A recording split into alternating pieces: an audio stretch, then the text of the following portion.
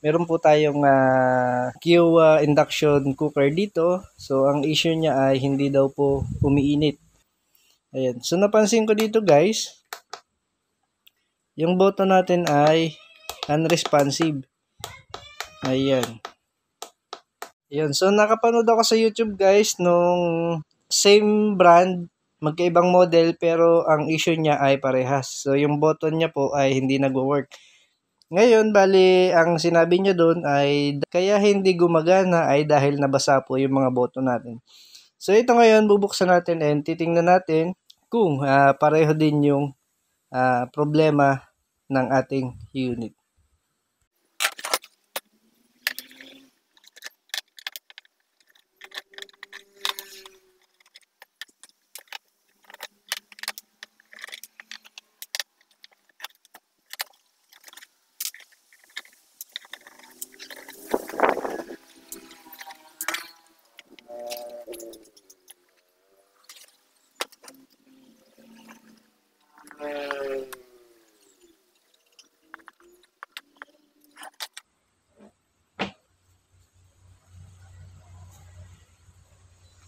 So, yun. Bali, ito guys yung tinuro niyang problema.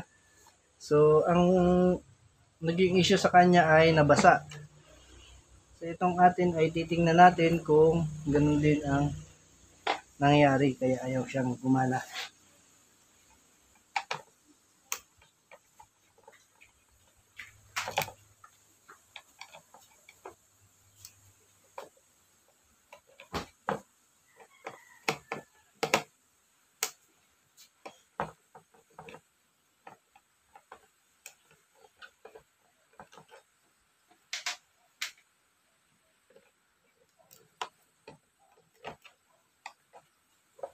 Naman palang tornilyo.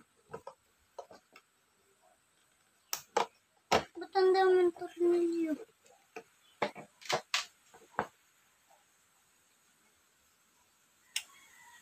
So, yun guys, positive.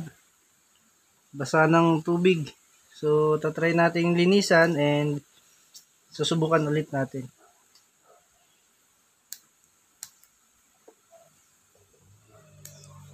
Ayan, may mga watermarks po siya.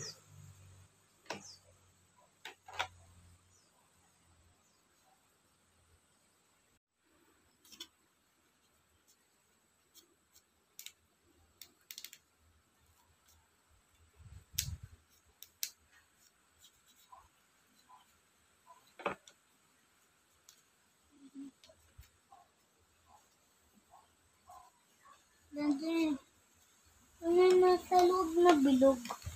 Daddy, Heater yun. ayaw pala yung heater. Mm-hmm. Ano yun? Ito, nakadikit dun yung bilog na nakaganon. Mm-hmm. Tapos yun yung nainit. Napainit nun to. Hindi siya lang nainit. Yung heater? Paano to nainit?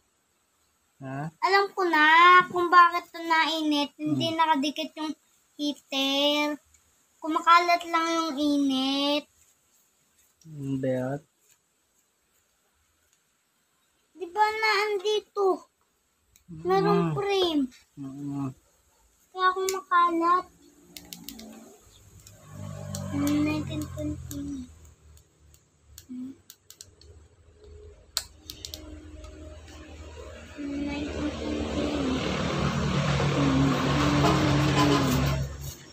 Ba't nilalagyan mo ng WD-40? Palinis ba yun? Ng ganyan? Hindi yun nakakasira ng ganyan? Hindi. Para saan ba yun? Ang linis ng kalawang.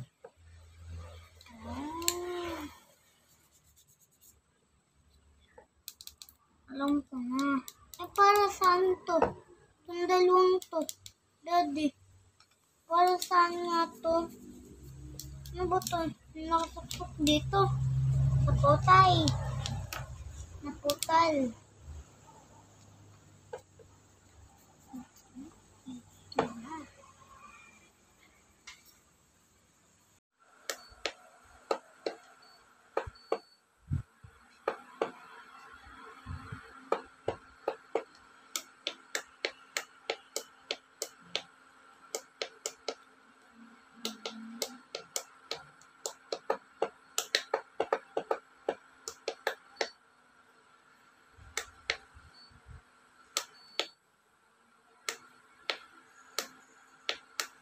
Ayan, so ito try ulit natin linisin yung push button para matingnan natin kung gaganda pa yung response. So, ang issue lang guys ay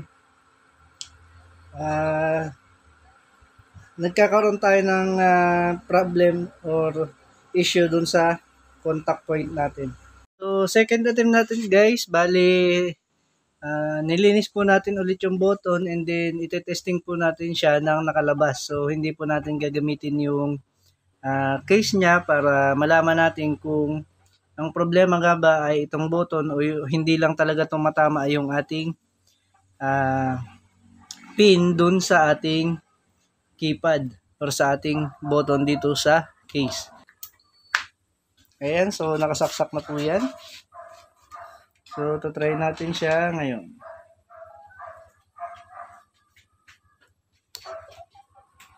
Ayan siya guys, so responsive na siya. Single press lang ay nagre-respond na po yung ating button.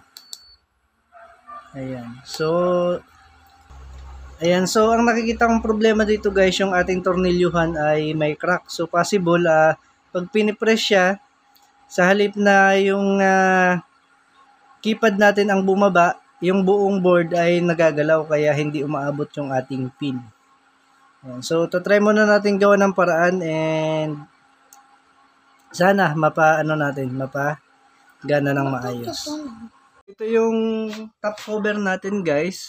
Kung mapapansin nyo dito may crack na rin. Tapos yung ating mga tornilyuhan ay nag-crack. So possible din yung nagiging issue kaya nagkakaproblema tayo sa contact. Ayan. So gawa muna natin ng paraan para mapagana natin to.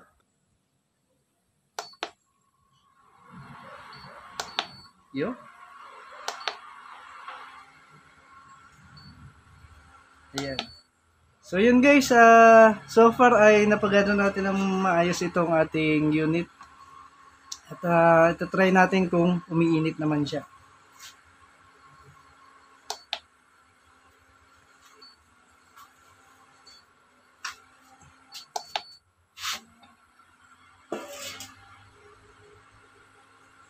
Ngayon ay itatry na po natin na isa lang itong ating tubig. Tingnan natin kung mag-iinit ba siya o hindi.